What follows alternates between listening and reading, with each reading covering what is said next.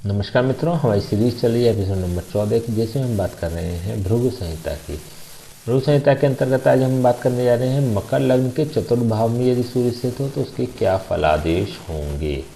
प्रथम भाव में 10 नंबर का मतलब होता है मकर लग्न, और मकर लग्न में सूर्य अष्टम भाव का स्वामी होता है।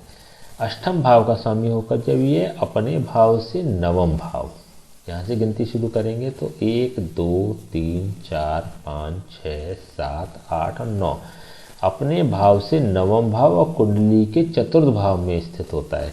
तो यहाँ पे एक मिश्रित फल मिलता है। क्या मिलता है, हमने पहले बात कर चुके हैं इस सिद्धांत के बारे में कि अष्टम भाव मतलब अशुभ भाव का स्वामी जब शुभ भाव में बैठता है तो अपने अशुभ कंटेंट्स वह शुभ भाव अर्थात चतुर्थ भाव को दे देगा और खुद शुभ हो जाएगा।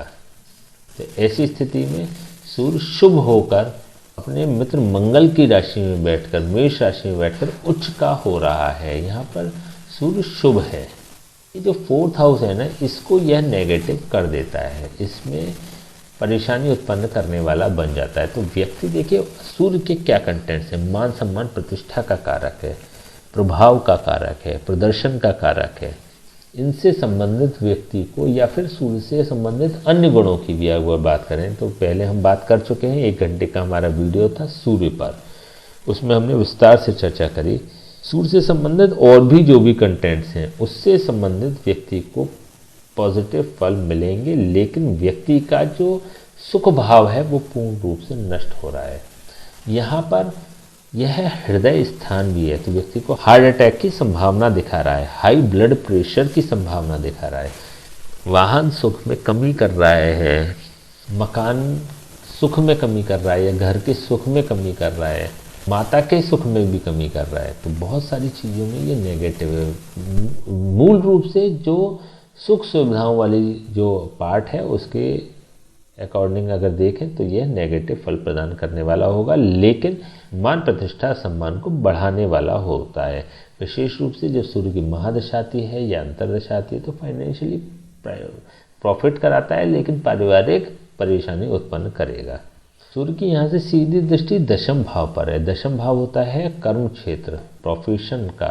यहाँ पे व्यक्ति बहुत हाई क्लास या हाई पोजीशन पे सेलेक्ट होता है। कहीं ना कहीं करियर वाइज अगर कहें तो एक अपनी मेहनत के बूते, क्योंकि यहाँ पर देखिए अपनी मेहनत के बूते यह एक अच्छी डेजिग्नेशन को प्राप्त करेगा, एक अच्छी पोजीशन को प्राप्त करेगा। और इसके कारण भी ऐसी संभावना हो रही है कि व्यक्ति पे वाहन अपना नहीं हो, अपना मकान नहीं हो, सुख सुविधाओं की वो व्यवस्था ना हो और माता से भी दूर रहता हो। तो अगर दशम भाव के सापेक्ष देखें तो यह सूर्य शुभ फल प्रदान करने वाला होगा। यदि हम नवम भाव के सापेक्ष देखें तो नवम भाव से यह सूर्य अष्टम भाव पर स्थित है। यहाँ पर 7 भाव पूरे होते हैं, यहाँ पर 8वां भाव अपने भाव से अष्टम भाव पर स्थित होता है। अष्टम भाव होता है मृत्यु, मतलब भाग्य की मृत्यु। इसका मतलब भाग्य का साथ व्यक्ति को नहीं मिलता। व्यक्ति को बहुत मेहनत करनी पड़ती है, बहुत परिश्रम करना पड़ता है, तब जाके उसको आउटपुट्स मिलते हैं। दशम भाव की हमने बात कर ही ली है। अगर लग्न भाव की अगर हम बात करें तो लग्न भाव का कारक अपने से चतुर्थ भाव में स्थित है। इस एस्पेक्ट्स में देखें तो यह एक पॉजिटिव पोजीशन दिखा रहा है। तो ऐसी स्थिति में ये भी होता है, तो वो हो सकता है कि व्यक्ति अपने नाम का खा रहा हो। जैसे कोई एक प्रोफेशन होता है, जैसे डॉक्टर्स होते हैं, एक नाम उठ गया तो अच्छी कमाई शुरू हो गई। एक एस्ट्रोलॉजर होते हैं तो एक नाम अच्छा हो गया तो अच्छी कमाई हो गई। या फिर और कोई जैसे नेता हो गए, जनप्रतिनिधि हो गए, तो इसका विशेष रूप से लाभ मिलेगा। देखिए यहाँ पर ये जनता का भी कारक भाव होता है। तो यहाँ पर जनता के भाव में सूर्य उच्च का हो रहा है, मतलब जनता के बीच में यह लोकप्रिय व्यक्ति होगा। जनता उसको जानती होगी, लोग उसको पहचानते होंगे, उसको समझते होंगे। तो ऐसी स्थिति में देखें तो लग्न भाव के सापेक्ष यह सूर्य शुभ फल प्रदान करने वाला है। चलिए अब हम इसके उपाय की बात कर लेते हैं। जब चतुर्थ भाव में सूर्य उच्च का होता है तो ये बेहतर होता है, अच्छा होता है, लेकिन एक इफेक्ट्स में अच्छा नहीं होता, क्योंकि यह अष्टम भाव का स्वामी हो रहा है, केंद्र भाव में स्थित है, चतुर्थ भाव में स्थित है। तो ऐसी स्थिति में क्या होता है, ये चतुर्थ भाव को डैमेज करने का प्रयास करता है, इसको नष्ट करने का प्रयास करता है। तो ऐसे में एकमात्र उपाय है सूर्य के जाप और हवन कराए जाएं, जिससे कि यह पॉजिटिव होगा। इसके अलावा अन्य उपाय करने की आवश्यकता नहीं है, कोशिश भी ना करें। कोशिश करें, अगर जैसे इस कुंडली की अगर बात करें तो फाइनेंशियली क्राइसिस फील नहीं होती, दिखाई एट ए ग्लांस ये दिखाई नहीं देता है कि इसको फाइनेंशियली कुछ प्रॉब्लम होगी। तो ऐसी स्थिति में आप क्या कर सकते हैं कि सूर्य के जाप के 4 चक्रों को पूर्ण करा लीजिए। 4 चक्रों में ये प्रक्रिया होती है किसी भी ग्रह के जाप की, तो पूरे 4 चक्रों में इसकी पूरी प्रक्रिया आप करा लें।